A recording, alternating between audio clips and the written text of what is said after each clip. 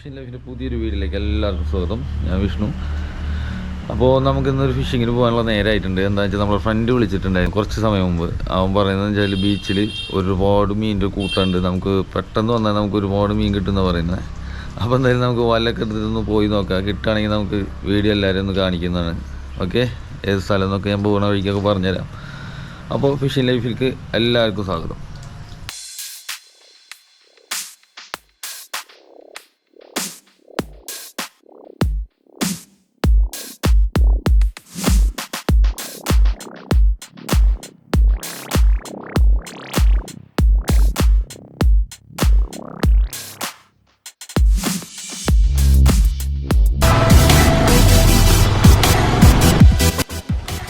അപ്പോൾ okay friends, നമ്മളിവിടെ എത്തിയിട്ടുണ്ട്. സമയം 6-6:15 ആയിട്ടുണ്ട്.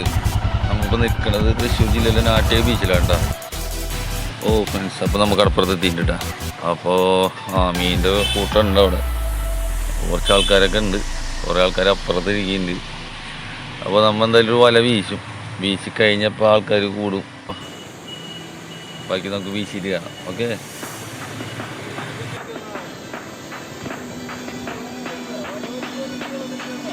എങ്ങനെ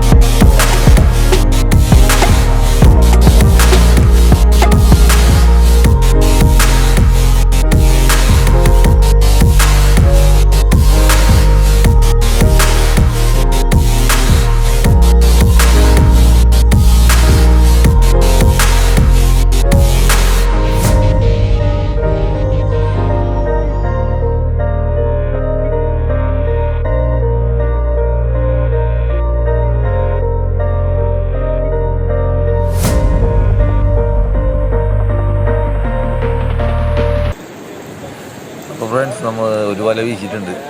ഓക്കെ, മീനാണിത്. നമുക്കൊരു വല കൂടി വീശാം. ഇതിനൊക്കെ ഒരുപാട് ആൾക്കാരുണ്ട്, ആവശ്യക്കാരായി. ഇപ്പോൾ ഒരു വല വീശിപ്പോൾ ഒരുപാട് ആൾക്കാരും കൂടി. ഓക്കെ, നമുക്കൊരു വല കൂടി വീശാം. നല്ല ഇരുട്ടായി വരാണ്. വിഷ്വൽ എത്ര ക്ലിയർ ആവും എന്നറിയില്ല. ഓക്കെ, നമുക്ക് എന്തായാലും കാണാം.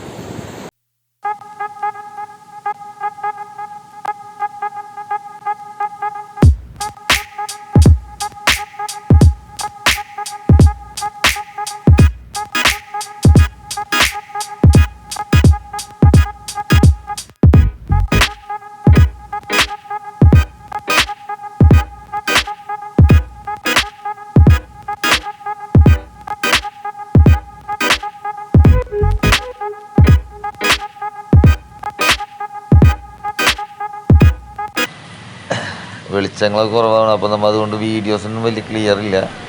അപ്പോൾ അതുകൊണ്ട് എത്രയും പെട്ടെന്ന് നമുക്ക് അടുത്തൊരു വലയൂണി വീശിയിട്ട് നമുക്ക് അവസാനിപ്പിക്കാം. ഒരുപാട് ആൾക്കാർ മീൻ ചോദിച്ച് നിൽക്കുന്നുണ്ട്. നമുക്ക് കൊടുക്കാൻ പറ്റാണ്ട് കഴിഞ്ഞ വലയുള്ള മീനൊക്കെ ആൾക്കാർ എടുത്തുകൊണ്ട് പോയി തീർന്നു. അപ്പോൾ നമുക്ക് ഒരു വലയൂണി വീശാം പെട്ടെന്ന് തന്നെ. ഓക്കെ,